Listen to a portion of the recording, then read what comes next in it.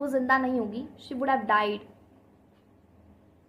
According to him, उसे लगता था कि जो मेरी ग्रैंड मदर है वो जिंदा नहीं रहेंगी, शील बी डाइंग तब तक जब तक मैं वहाँ तक पहुँचूँ, अपने 5 साल बाद मैं अपनी हायर स्टडीज़ कंप्लीट करके अपनी कंट्री में, इंडिया में पहुँचूँ, तब तक मेरी ग्रैंड मदर जो है वो ज़िंदा नहीं रहेंगी। उसे ऐसे लगता था, बिकॉज़ वो बहुत ही ओल्ड हो गई थी, है ना। वो 20 साल से वो सेम ओल्ड वैसी ही दिखती आ रही थी, और उनको ऐसा लगता था कि मे बी उनकी हेल्थ ख़राब हो जाए, वो ना रहे इस दुनिया में, तो मे बी हमारा लास्ट फिज़िकल टच है ये जो वो छोड़ के गए थे। पर अब उन्होंने आके देखा तो उन्हें देखा कि उनकी जो ग्रैंड मदर है वो बिल्कुल सेम ऐसी थी, और बिल्कुल भी ओल्डर वो नहीं लग रही थी इससे ज़्यादा, मतलब 20 ईयर्स तक जितना उन्होंने ओल्डर उनको देखा था उतनी ही ओल्डर वो थी, ठीक है। तो in the evening the grandmother did not pray. अब इवनिंग हुई, ठीक है। अब ग्रैंड मदर ने प्रे नहीं करा। भाई हमें पता है ना, ग्रैंड मदर की एक हैबिट थी कि वो हमेशा प्रे करती थी, पर अब ऐसा हुआ कि she did not pray and instead collected the women of the neighbourhood. मतलब जो आस पड़ोस की जो लेडीज होती हैं, कुछ वुमेन होती हैं, उनको बुलाया, उनको रिसीव करा, और क्या करा, उनको बोला कि चलो सेलिब्रेट करते हैं, मेरा जो ग्रैंडसन है वो आया है होम कमिंग के लिए, हम सेलिब्रेट करते हैं। उन्होंने ड्रम उठाया, उन्होंने बजाना शुरू कर दिया, और उनकी जो हालत है वो ख़राब हो गया। ऑब्वियसली यार ओल्ड एज में ऐसे सब कुछ नहीं करना चाहिए, पर उन्होंने बिल्कुल नहीं मानी। मतलब जो फैमिली मेम्बर्स है उन्होंने बोला कि प्लीज़ आप मत करो ऐसा, आपकी हेल्थ के लिए ठीक नहीं है, या फिर आपको नहीं करना चाहिए। उन्होंने उनको स्टॉप करा, but she did not understand, वो नहीं मानी बिल्कुल भी। शी टोल्ड दैट नहीं, मैं तो नहीं मानूंगी। एंड फिर क्या हुआ कि the grandmother fell ill the next day. अब अगले ही दिन वो बीमार हो गई, ठीक है। And she knew that her and was near. अब देखो जो इंसान है ना उसको पता लग जाता है पहले कि येस मेरी लाइफ जो इतनी थी, या फिर मैं अभी नहीं कंटिन्यू करने वाला अपनी ज़िंदगी को, या फिर मेरी जो लाइफ है उसका ये अंत है, एंड है।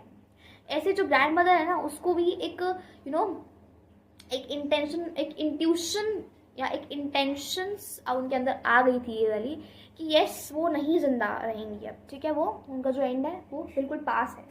एक इंट्यूशन हो जाता है मेरा, हमें थोड़ा अंदेशा हो जाता है कि यस हमारी लाइफ इतनी थी, या फिर मान लो कोई भी हमारी लाइफ में कोई भी सिचुएशंस क्रिएट होती है तो हमें एक थोड़ा आभास हो जाता है उस चीज़ का, हमें पता लग जाता है उस चीज़ को, खुद अकेले में पता लग जाता है। लाइक जो कोई इंसान मरने वाला होता है उसको पता लग जाता है। लाइक वाइज जो ग्रैंड मदर है उन्हें पता लग गया था कि यस उनका जो एंड है वो नियर है। वो सबको बोल रही थी कि मुझे हॉस्पिटल नहीं जाना है, मैं जो है यहीं पर ही ठीक हूँ। आपने देखा भी अपना फैमिली मेम्बर्स में कोई पूछ रहे हैं इस चीज़ को, आपने ये चीज़ नोटिस करोगे कि ऐसा होता है, ऐसे लोग बोलते हैं, ठीक है। अब उन्होंने ऐसा बोला, ठीक है। Now she stop talking and close her eyes. अब उन्होंने बोला कि ठीक है मुझसे बात मत करो, सब तुम जाओ और मुझसे बात मत करो, मेरा टाइम वेस्ट मत करो, वैसे मेरे पास बहुत कम टाइम है जीने का, तो प्लीज़ तुम जाओ। और उन्होंने क्या करा, she started praying. She closed her eyes and she started praying. She was lost in her prayers and counting the beads of her rosary. माला जपते हैं हम लोग तो वो बीट्स ऑफ रोजरी होता है, ठीक है। तो उन्होंने अपनी आईज को क्लोज कर दिया, प्रेयर्स करना शुरू कर दिया, and counting the beats of her rosary. She was counting the beats of her rosary, clear. And suddenly the rosary fell down. अच्छा, तो जो उन्होंने वो रोजरी पकड़ी हुई थी एकदम से वो उनके हाथों से गिर गई, ठीक है। तो इसका मतलब क्या है कि she was no more, right.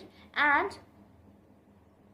Her lips stopped moving. उनके लिप्स जो है मूव नहीं कर रहे थे। ऑब्वियसली कोई मरा इंसान है उसके लिप्स जो है मूव नहीं करेंगे, कॉमन सेंस की बात है बिल्कुल ये तो, कि उनके लिप्स जो है वो मूव नहीं कर रहे थे अब।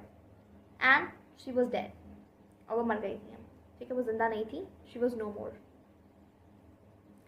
Thousand of sparrows assembled in the room. हमें पता है कि जो ग्रैंड मदर थी वो बहुत ज़्यादा स्पैरोज को प्यार करती थी, उनके साथ रहती थी, उनको फीड करती थी। जो भी उनका टाइम था वो बहुत ही इंजॉयमेंट वाला निकलता था, बहुत ही अच्छा रिलैक्सिंग वाला टाइम उनका था वो। पर अब जो स्पैरोज हैं उन्होंने देखा कि भाई जो ग्रैंड मदर है she is no more, right.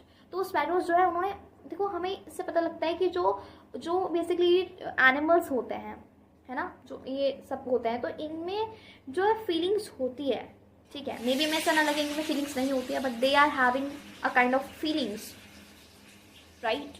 तो हमें यहाँ से पता लगता है कि वो स्पैरोज जो है असेंबल हो गई। एंड देन जो ऑथर की जो मदर है उन्होंने उनको कुछ खाने के लिए कुछ दिया, ठीक है, क्रम्स दिए, कुछ ब्रेड के क्रम्स दिए, एंड देन उन्होंने नहीं खाया, है ना। So sat quietly to moan her death. Basically जैसे किसी का करते हैं हम लोग शांत हो जाते हैं, कुछ रिस्पॉन्ड नहीं करते जैसे, तो उसको ये बोलते हैं मून हर डेथ, ठीक है। नेक्स्ट क्या हुआ, they did not even eat the crumbs given by the author's mother. Author की मदर ने जो क्रम्स दिए, ब्रेड क्रम्स दिए उनको, उन्होंने वो भी नहीं खाए। ठीक है, हर रोज़ वो खाते थे, हर रोज़ वो खाते थे उन क्रम्स को, बट अब उन्होंने बिल्कुल भी उनको टच भी नहीं करा। They were quiet, they didn't even see, they didn't even look at the crumbs, right. अब क्या हुआ at the end, after the grandmother's body was taken for cremation, अब क्रीमेशन के लिए उनकी बॉडी को ले जाया गया and sparrows flew away silently, और जो स्पैरोज है वो साइलेंटली चली गई। तो एवरीवन, इस चैप्टर से हमें 3 सीख मिलती है। फर्स्ट ये है कि देखो, जो आपका रिलेशनशिप है उसको है ना आपको रखना चाहिए संभाल कर। कुछ स्पेशल बॉन्ड्स होते हैं जो आपको नहीं करने चाहिए, उसमें बहुत डिफरेंसेस आते हैं आपके बॉन्ड्स में, सबके बॉन्ड्स में डिफरेंसेस आते हैं, भले ही वो एक ग्रैंड मदर का या ऑथर का क्यों ना बॉन्ड हो, या फिर मतलब एक ग्रैंड मदर और ग्रैंड सन का बॉन्ड हो, या फिर किसी का भी बॉन्ड हो, उस बॉन्ड को कंटिन्यू करना is difficult but it's not impossible, right. हम रिलेशनशिप देखते हैं उनका, हम बहुत सारे रिलेशनशिप्स देखते हैं जिसमें डिफरेंसेस आते हैं, बट हमें उसे कंटिन्यू करना बहुत ज़रूरी है। सेकंड, जो एनिमल्स होते हैं, स्पैरोज जैसे ने देखा, डॉग्स जो देखा, उनमें फीलिंग्स होती हैं, ठीक है। और थर्ड, हमने ये देखा कि जो ऑथर का चाइल्डहुड था वो बहुत ही अच्छा था, ठीक है। उन्होंने बहुत ही चाइल्डहुड की बातें शेयर करी अपनी, और हमें चाइल्डहुड को एंजॉय करना चाहिए। ग्रैंड मदर्स से और ग्रैंड फादर्स से हमें बात करनी चाहिए, ठीक है, और हमें अपनी फीलिंग्स को उनसे शेयर करना चाहिए। उनको ऐसा नहीं फील कराना चाहिए कि वो बर्डन है या फिर हमें उनकी कोई इंपॉर्टेंस नहीं है, बिकॉज आफ्टर पेरेंट्स उनकी भी एक अटमोस्ट इंपॉर्टेंस हमारी लाइफ में होती है, हमें पता है, ठीक है।